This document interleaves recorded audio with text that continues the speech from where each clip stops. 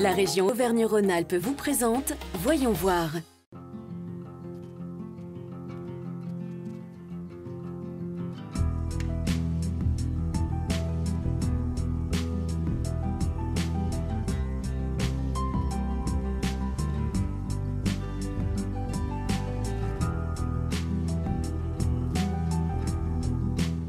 Bonjour et bienvenue dans ce nouveau numéro de Voyons voir consacré à la Grande Odyssée 2021.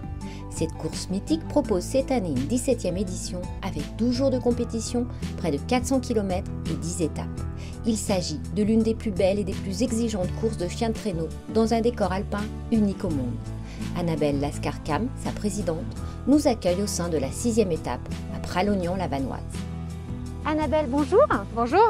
Alors je sais que c'est un exercice pas très facile, mais est-ce que vous pouvez nous présenter en 2 mots votre course? Alors la Grande Odyssée Savoie-Mont-Blanc, c'est une course internationale de chiens de traîneau à étapes qui se passe en janvier sur le territoire de Savoie-Mont-Blanc. Donc j'ai vu qu'il y avait 2 catégories, une catégorie limited et une catégorie open. Qu'est-ce qui les différencie? Alors ce qui différencie, c'est le nombre de chiens avec lesquels les mushers, donc les compétiteurs, vont venir s'aligner sur la ligne de départ.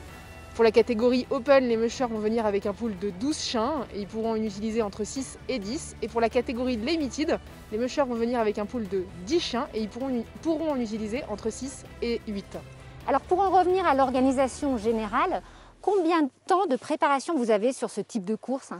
Alors l'événement La Grande Odyssée Savoie-Mont-Blanc, c'est une année de préparation. C'est-à-dire que quand on termine une édition, on va déjà commencer à préparer l'édition suivante. Et comment est-ce que vous choisissez le tracé? Ça change chaque année? On est sur un programme général de 3 ans. C'est-à-dire qu'on a des conventions avec les collectivités locales sur 3 années. Et donc au sein de ces 3 années, on peut varier sur la station en question, le parcours. Mais voilà, on a un programme qui sera en tout cas le même cette année encore et l'année prochaine pour les stations que nous traverserons. Quelles sont les autres valeurs que vous défendez?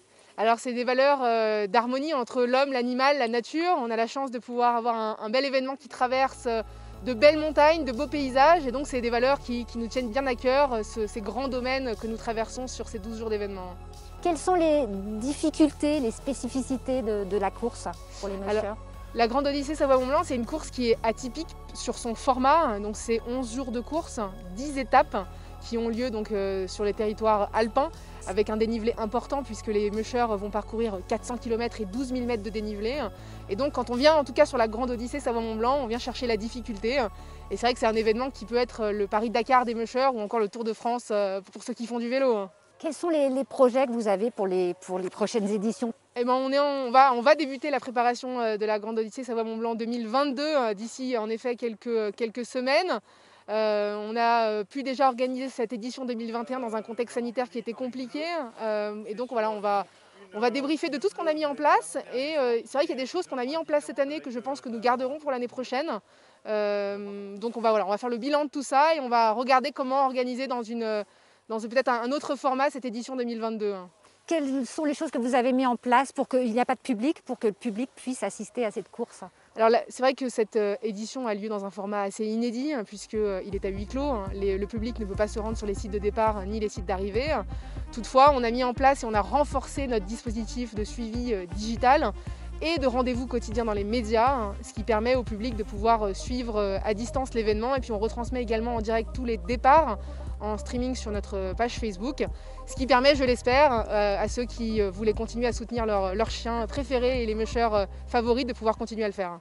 Eh bien, merci de nous avoir accueillis, puis on va peut-être vous laisser prendre le départ. Oui, merci, on va prendre le départ dans quelques instants. À travers la course, la montagne nous fait découvrir ses plus beaux atouts et nous ferait presque oublier ses dangers, et notamment les avalanches. À Champs-Rousses, des stages sont proposés aux skieurs afin d'apprendre les premiers gestes de secours. Pour le temps qui calcule. 0,3. Ce petit appareil, c'est un DVA, un détecteur de victimes d'avalanche, l'un des 3 indispensables avec la pelle et la sonde lorsqu'on sort en ski de randonnée ou en ski de fond. C'est un appareil qui est un émetteur et un récepteur. En tant qu'usager de la montagne, on va l'utiliser en émission de manière à être retrouvé par un autre utilisateur de DVA ou un secouriste professionnel. Professionnels et amateurs pouvaient assister à ces exercices d'initiation DVA à Champs-Rousses après une petite séance d'explication théorique. On va parler un petit peu de recherche en avalanche. On passe rapidement à l'action. En commençant par la recherche de victimes, on fait des bandes de recherche assez larges entre 40 et 70 mètres sur toute la zone concernée par l'avalanche, jusqu'à ce qu'on perçoive un premier signal que l'on suit jusqu'à la personne ensevelie. Je m'attendais à ce que ce soit un peu plus dur. Et finalement, on trouve assez vite un signal. Et après, comme c'est bien expliqué, en fait, on arrive à s'orienter et à trouver assez rapidement du coup le DVA qui a intérêt. On passe alors au sondage et au pelletage pour sortir la victime, en commençant si possible par dégager les voies respiratoires. Une fois qu'on a trouvé la cible, on laisse la sonde, on commence à pelleter. Donc il y a eu quelques ateliers sur le pelletage, bien pelleté en V avec une personne devant, une personne derrière pour évacuer la neige. Et puis voilà, on sort la victime. Pris sous une avalanche, une personne a 90% de chances de survie pendant les 15 premières minutes. Il faut donc se dépêcher et surtout être organisé.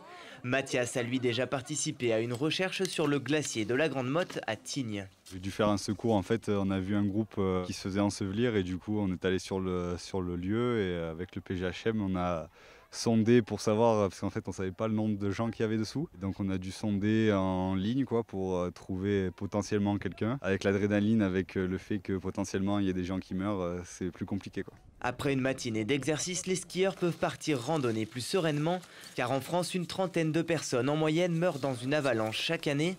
Pour la saison 2019-2020, il y a eu 46 avalanches déclenchées pour seulement 12 décès. Un chiffre en baisse, peut-être aussi du fait de ces formations.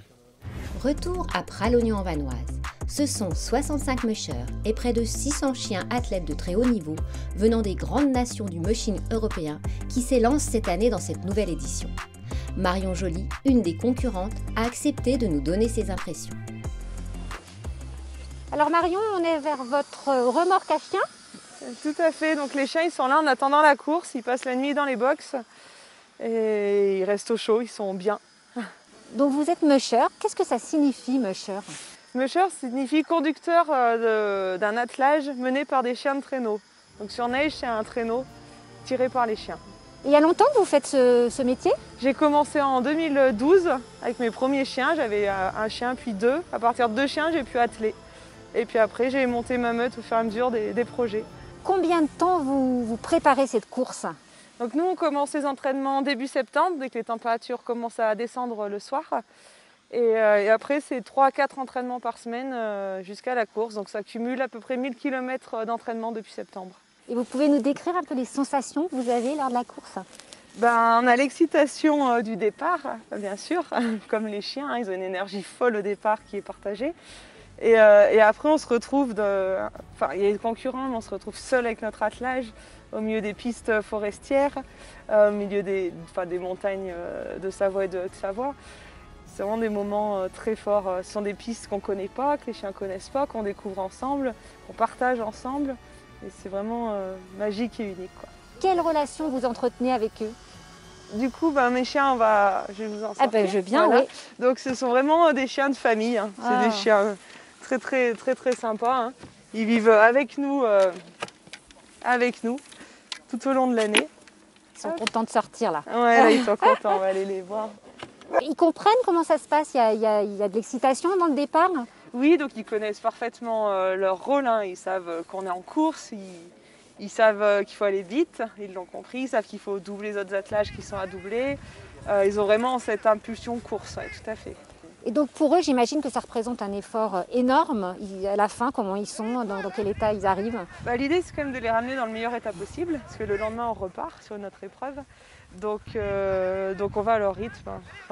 Je pense que la meilleure stratégie à adopter, c'est d'aller à leur rythme. Si on les pousse trop, ils vont taper dans leurs réserves. Et donc voilà, ça c'est par contre c'est notre rôle de musher, de coacher cette équipe qui est devant nous. Alors voilà le fameux traîneau. Voilà mon engin pour les courses. Ça a l'air très technique. Hein. C'est un traîneau de compétition en effet, hein. Il est très spécifique, il est très court par rapport à un traîneau traditionnel. Il est en matériaux composites, il n'est pas en bois.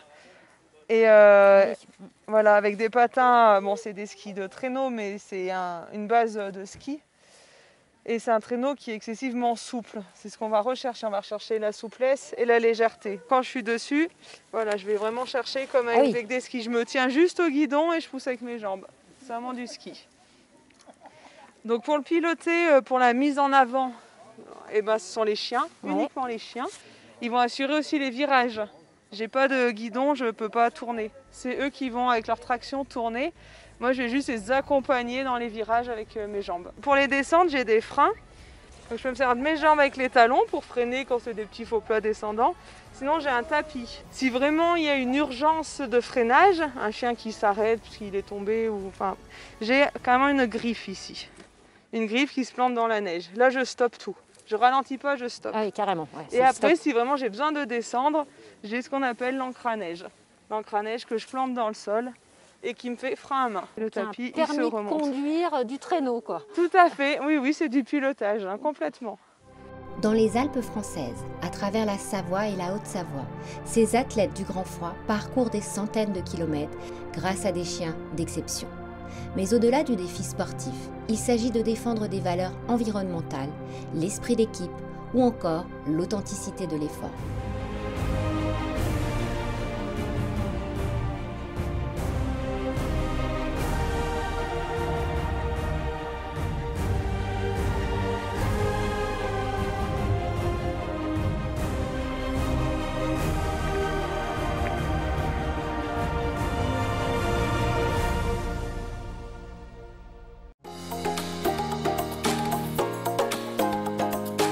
La région Auvergne-Rhône-Alpes vous a présenté Voyons voir.